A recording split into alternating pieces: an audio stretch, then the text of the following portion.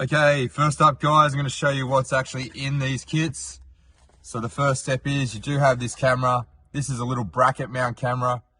It is an IP67 waterproof and dustproof rated camera with very low lux, so it can work at night with great night vision. Very small, and the beauty of these cameras, they can be mounted this way or this way. They have options to turn reverse lines on and off, but you can also flip the image horizontally and vertically. So that's why you can mount it either on the front of the car or on the back of the car or upside down, whichever way you like. Very cool camera. This is the plug that's going to mount into the kick panel that allows the camera to work. It's actually going to come with some conduit, which is some split tubing for running your cables from the front to rear.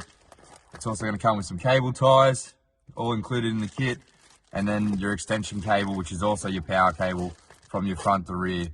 And very simple and easy to use. This is actually going to plug directly into the kick panel. Very easy to do. It has a waterproof connector for the rear of the vehicle where you mount the camera, and that will plug into the kick panel. Very simple and easy to do.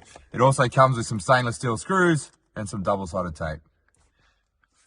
So the next step, all you want to do, run your cabling through these little white clips.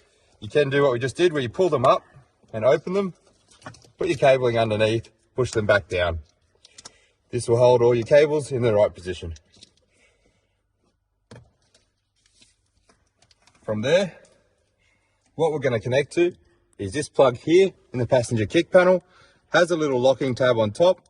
This one has been butchered or has been worked on because someone's put reverse trailer plugs and other things because it's a mining vehicle.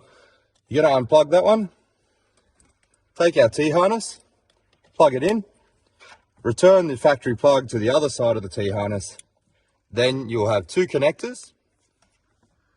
One will be directly for our reverse camera. We'll plug straight in, male to female. And the spare is just in case you ever want to remove your reverse camera, you can unplug it and return it to factory. At this stage, we don't need to do that. We're going to be leaving the camera in, so we'll leave it connected. Probably going to be left with a lot of excess cable. So what you want to do is tie that up. So the way we do that, just loop it around your hand. Gives you plenty of extra cable just in case you need to run it on some of the longer vehicles. Cable tie that up.